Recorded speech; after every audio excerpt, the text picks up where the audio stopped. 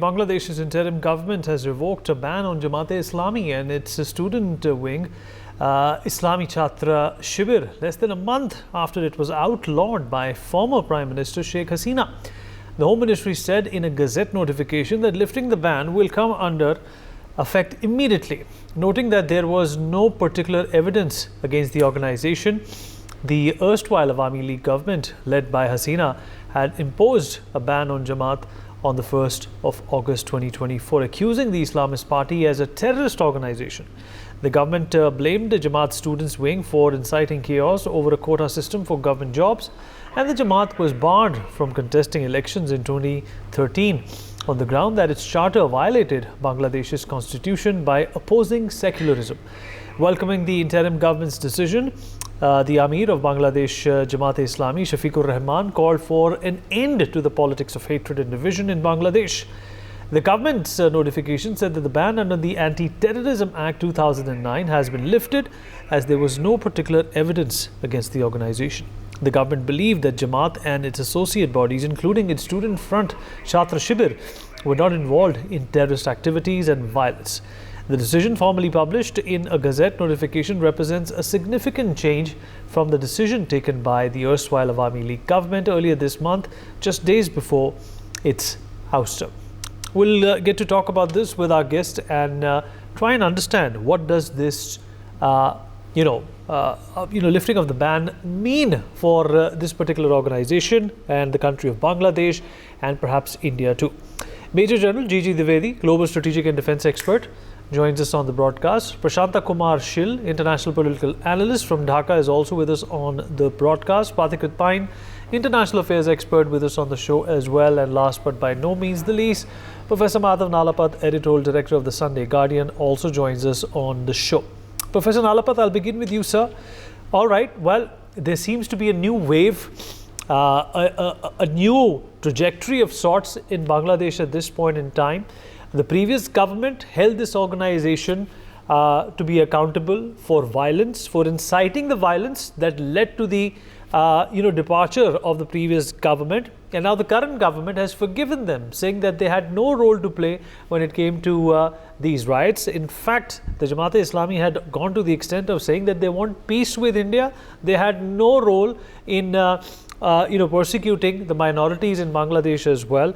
How do you look at this? Is this a coy way of getting them back and perhaps continue the fomentation of trouble in Bangladesh?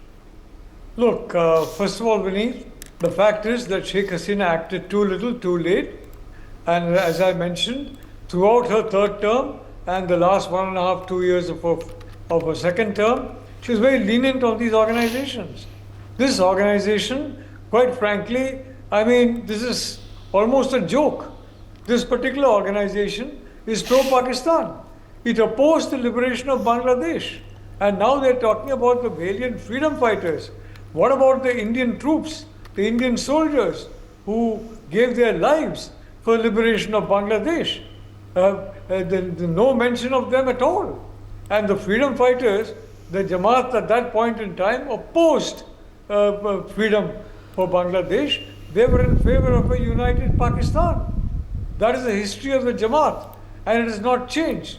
Now, Sheikh Hasina, unfortunately, was very lenient. She showed leniency to extremism, and finally, she thought that she could win over extremists, and finally, she was completely wiped out, and now she has gone into exile, and if she comes back to Bangladesh, I think she will meet the same fate that Zulfikar Ali Bhutto did in Pakistan. Having said that, I'd like to point out that very early on I had said that it looks like Muhammad Yunus has become a prisoner of the Sino-Wahhabi lobby. This decision only confirms that. Nobody frankly, who is acting in a bona fide way would define this organization as anything other than what it is. There is ample evidence, printed as well as recorded, of the way that these elements have been inciting violence.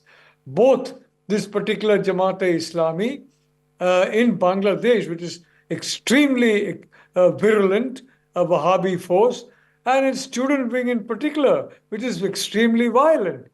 They have been inciting violence. They've been doing it publicly. Even today on YouTube, you'll have hundreds of items confirming that. On all social media platforms, they've been active.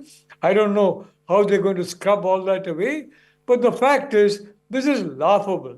It shows Muhammad Yunus has become a prisoner of the extremists, and he has become a facilitator of the terror machine against India.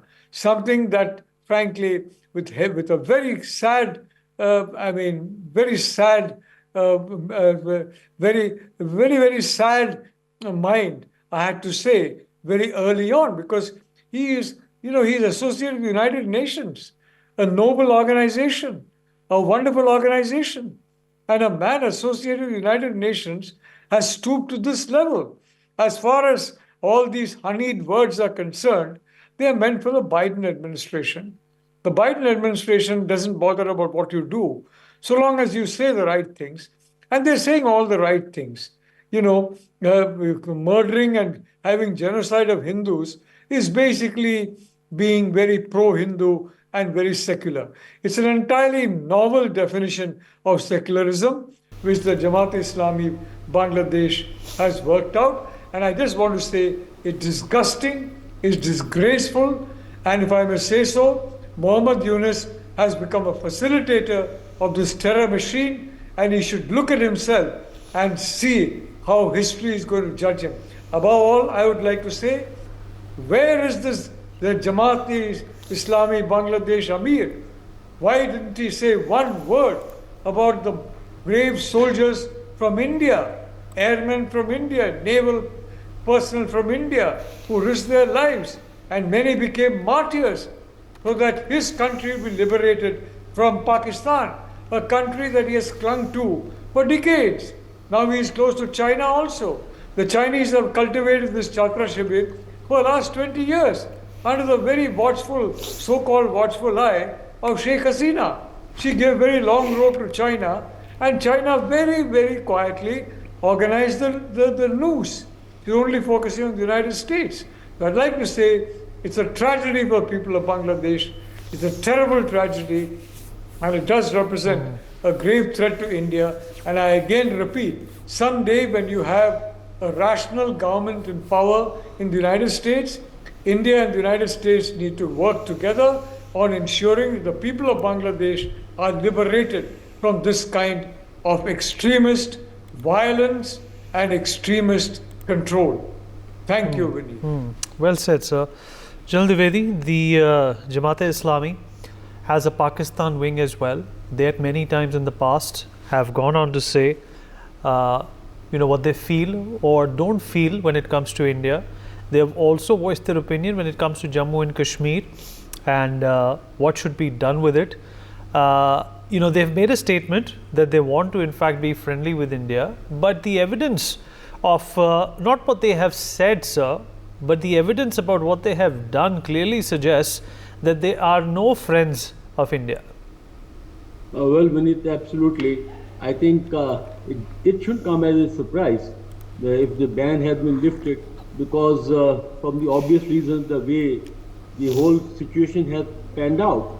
In fact, Jamaat was one of the key elements along with BNP in the recent protest, and they were instrumental in making the protest violent. Well, having fought Bangladesh War of Freedom, the Jamaat was colluded. They were the ally of Pakistan, and they opposed the independence of Bangladesh to Sindh. And that's why their activities were very hostile, and 5 of them, of their leaders, were actually hanged between 2013 and 2016 because of the excesses they committed during the War of Independence. So we need to see how the whole chessboard is being set. And it is being set for BNP and its key ally Jamaat to come into power. And that's how the whole politics is being played out. There are 2-3 important issues that we need to understand.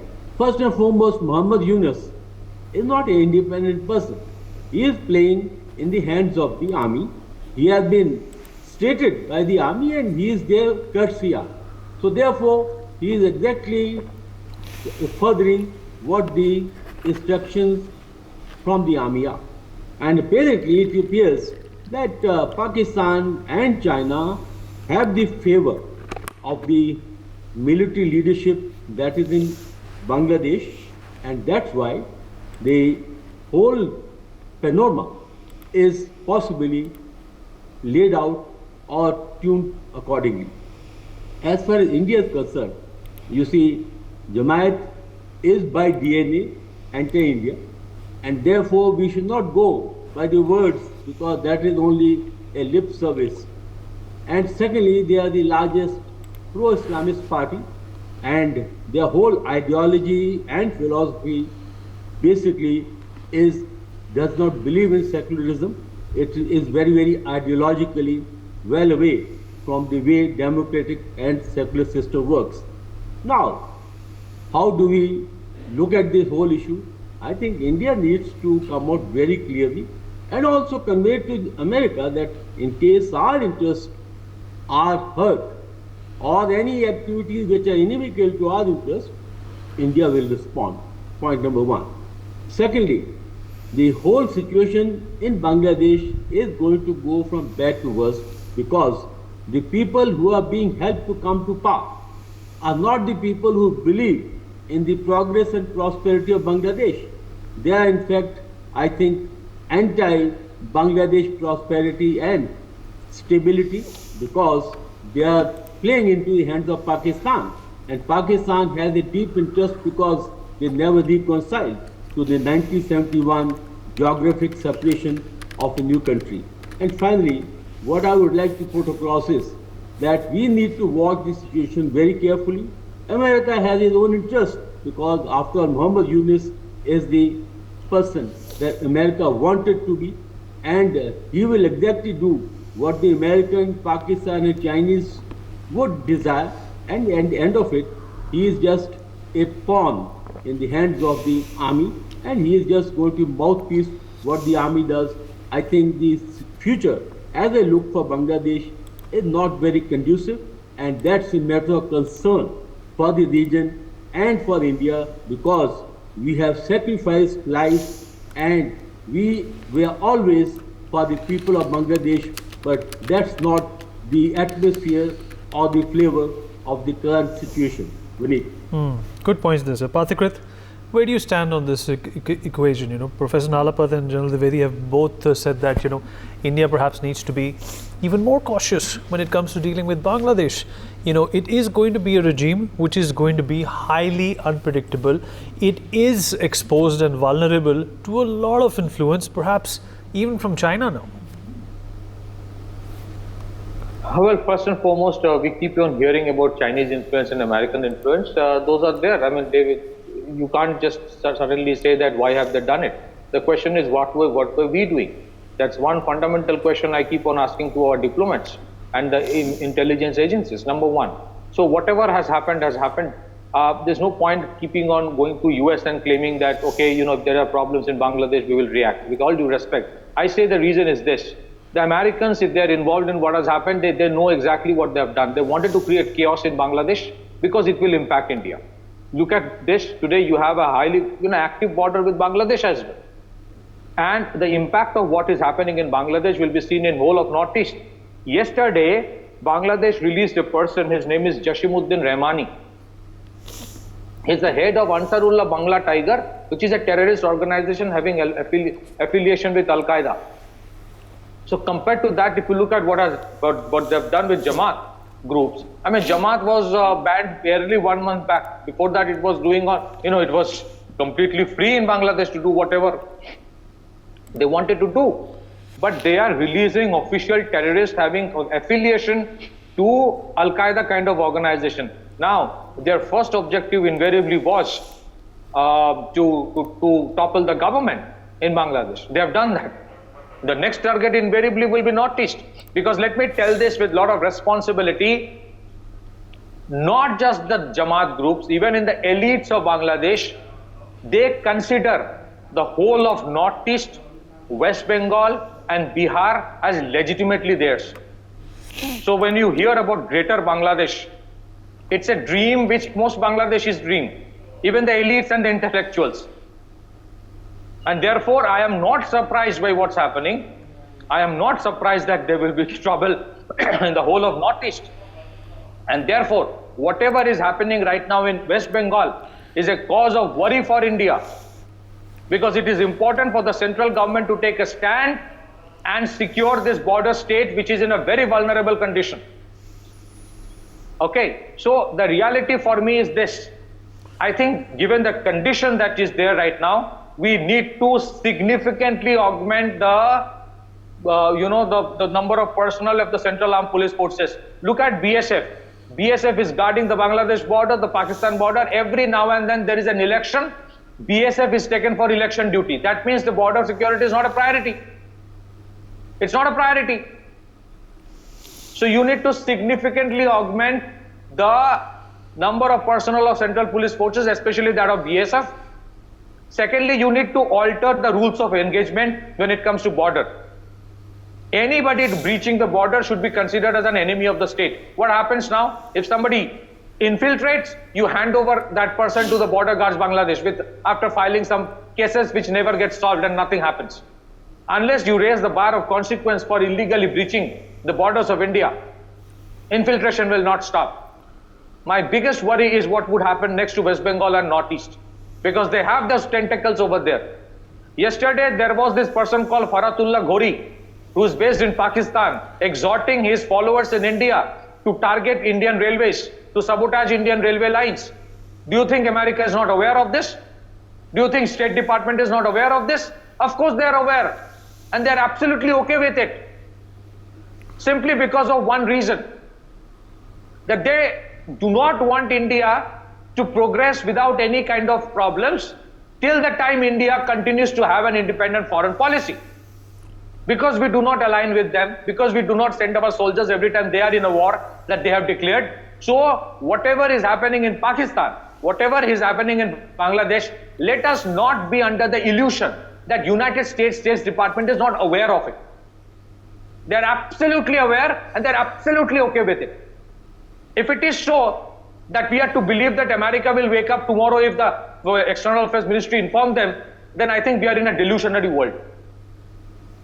And this problem was going to happen it was bound to come. Most of the fortunate thing, I think Assam government is doing quite a bit of good work in terms of augmenting its police forces. A large number of augmentation has happened.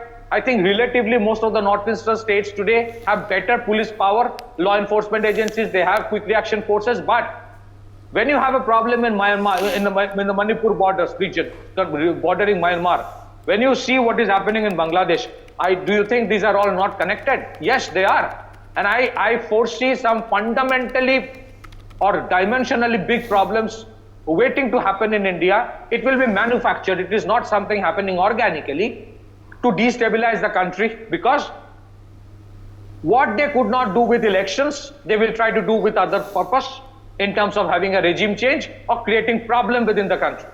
Whether it is targeting critical infrastructures, whether it is creating anarchy kind of situation, you cannot do it throughout the whole country because India is not, as small as Bangladesh. But people who did what happened in Bangladesh, no denial of the fact that there was anger. There was, mass anger against Sheikh Hasina government. But those who capitalized on this issue and whatever they did it knowingly well that eventually Bangladesh will sink into chaos, and it would impact India more than anyone else. If the Bangladesh economy collapses, infiltration into India will increase. No two ways about it. And Bangladesh economy is on the verge of collapsing. Given the condition over there, given the manner in which they have targeted critical economic infrastructure, given the manner they have destroyed industries and factories on the pretext that it belongs to somebody who has allegiance with Awami League. I mean, that is horrible. And you see no statement. Now what is happening, Vinith, my last point. Amnesty International comes up and says that floods which are happening in Bangladesh is because of India. They are fanning fire against India and Bangladesh. The 109 gates which have been opened of Farakka barrage, it is opened every year. There are floods happening across India. And the floodgates of dams in Bangladesh have also been opened. So these kind of disinformation which is being spread by tentacles of US the kind of radicals which are being released, and the general anti-India sentiment which is being cultivated, all of these things together, look at it. Let's get a word in from situation Prashanta as well. Prashanta, do you think there is a prevailing and a looming and perhaps, an insidious, ill will against India at this point in time, which is obviously precipitated by the current regime? Yes, actually, the discussion is very wonderful. It's a very clear step here. You know that the Jamaat-e-Islami is an international organization. They have been very several branches in Pakistan, Afghanistan, and Bangladesh, and also in India. I see in several regions from India and West Bengal, especially in West Bengal, there is too much very good condition and very federal structure in Jamaati ideology. The Muslims are very cherishing their ideological norms of Jamaati, and that is concentrate in anti-Indian activities. So what we see in our country, the very clear, they have a very long term their agenda. They cannot, you can think this is come from only 1 month or 15 or 10 days. They are claiming the India and anti-Indian activities. This is not the factor. They have a very long target system they can already calculate. So what is happening? And I am very surprised to see that from some media, some international media, show that the India is that long. Very funny, actually. So it's a one kind of propaganda, I can think. They can then narrative, Islamic narrative said that India is not good relation with Pakistan, India is not good relation with Afghanistan, India is not good relation with Bangladesh also. It's a very unfortunate for that, the reason actually I can think. It's a targeting missions. From that some international media, especially in Al Jazeera and lots of, what are their focus? Their focus is Islamism.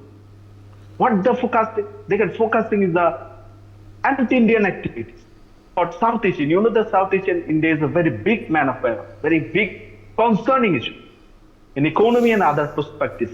So we see that is a game, that is a sub-zero and non-zero games. We see that, and that's fortunate for Bangladesh. That the border situation is already closed. So that's why the terrorists and some different groups from Islamic group, they are very from allied at this moment. They are very much strong fundamental to outlawing their words. They can think that this is the only Islamic land. They can cultivate the Islamic cultures.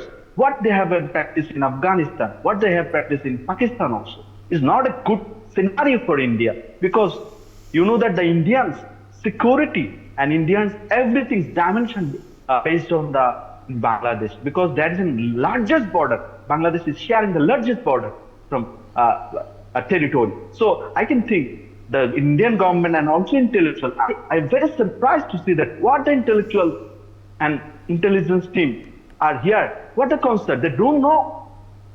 The land is upcoming, the cherishing Jamaatis. So what are they can do? Very surprised from Indian side also. Intellectual, they have no knowledge about that. It's a plan. It's a plan of game. It's happening. So that is the man, I think. Okay, all right. We've almost run out of time. We'll take concluding thoughts. Professor Nalapad, would you like to respond to what Prashanta said, that there is obviously a certain level of intelligence failure here as well? Well, I'd like to generally say that both Prashanta as well as Patrikrita made some very, very important points. Unfortunately, the India-Bangladesh border has been active for a long time, for decades. It's not just suddenly become active after the coup against Sheikh Hasina. And yes, it's absolutely true that there is a design afoot, and that design includes some states in not just the northeast and not just parts of Bihar and Jharkhand, but other parts of the country as well. But I'm quite confident that, of course, once again, we will be on top of the situation. We are a resilient country, Vineet. So I wouldn't go into gloom and doom and pessimism. I would say, yes, the danger is real, and yes, the remedies are there for us, and I feel very confident that India is going to continue to do well, And very importantly, one day India will join with some other countries and liberate the Bangladeshi people from the tyranny that has fallen upon them. Thank you, Vineet. All right. General Dwivedi, concluding thoughts, sir? Well, Vineet, all I can say is three important things. First and foremost, the situation in Bangladesh has direct impact on India, both from the external and internal dimension. Having served in Northeast for quite many years, all I can say is that situation is further compounding India's border management, because we have a problem in LOC erective, and now we have Bangladesh border. Second point is we need to get into the dynamics and mechanics of border management, because the border both with Myanmar and Bangladesh is very, very sensitive. And my last point is that India needs to play very carefully, because the situation in Bangladesh is going to worsen and our problems are going to compound. And all I can say is Bangladesh is not going to come on stability mode anytime soon. So therefore, we have a third border, third front now to look after, and that's a challenge for the security forces and also for the security planners. Vineet. Pathakrit.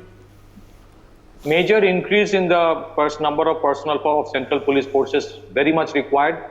I think India requires a far more coherent strategic thinking when it comes to border management and what's happening in the neighborhood. I think we have always been on a firefighting mode. Jamaat groups, what they're doing right now, as Prashant mentioned, they have been planning it out for decades. I mean, with all due respect, what was our policymakers and people doing? That they could not understand that they would do it someday, and they knew it. Anybody dealing with strategic reporting in that part of West Bengal or elsewhere know it very well that the ultimate objective of the Jamaat groups and everybody first was to topple the government of Sheikh Hasina and then target elsewhere. The first objective they have fulfilled, then invariably the next target is Northeast. Back to you. All right, we've completely run out of time. We take a short break. Would like to thank all my guests for being a part of this conversation. We'll be right back. For more such videos, subscribe to the NewsX YouTube channel, hit the bell icon.